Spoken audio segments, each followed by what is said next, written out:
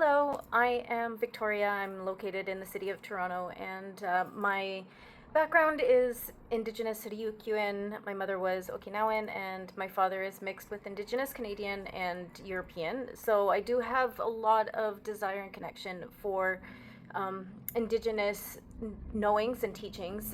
First of all, I am a community worker. I do harm reduction and work in a drop-in the downtown core. So I am meeting a lot of community members who are in need of care, and they are marginalized, and seeing the interactions with police and security and all the layers of money that goes alongside poverty is really telling about the way that colonization has affected so many people in so many ways.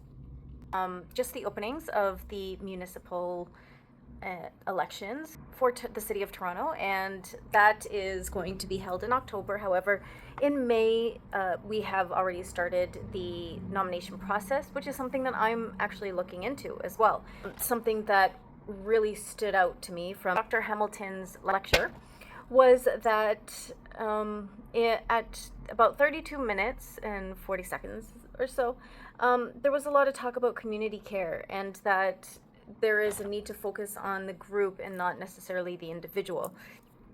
This really stands out to me because for getting into politics, I was reflecting on a story of when I moved back to Toronto in 2023, an individual had body checked me, and he grabbed my shoulder saying, give me your bag, and I said no. I walked away very shaken up. I was walking back, and I saw that same individual slammed onto the hood of a cop car.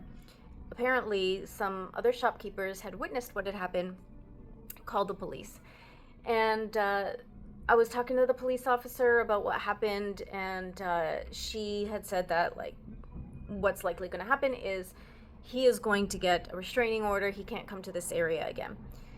And I was reflecting on the hurt and the shame that came up with it, the situation, and the fact that I was new to the area, and this person, who knows how long they've been there, and they're obviously in pain, obviously living in a very socioeconomic difference than I am.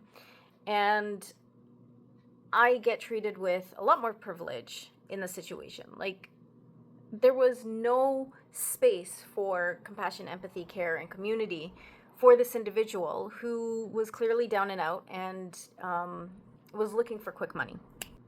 When I came across Luther Standing Bear's quote in his book, where it says, "Deep within the people, mingling with their emotions, was an inherent sense of solidarity, a tie between one another, that the nation might be expressed." So especially that inherent sense of solidarity, I felt far more solidarity for that community member than, of course, the police. It's connecting very much to the work that I do, and the fact that it's everything is very political about how we care for community, what resources we have, and what abilities that we have to be human to one another. And also, when Professor Hamilton had mentioned at 25 minutes, that in the book he talks about how white people have something to learn from the indigenous culture. There is a sense of spirituality and community and belonging that inherently exists within these spaces, and we really need to bring that back. We really need to bring back that sense of belonging within our today's society, because it's more disconnected than ever.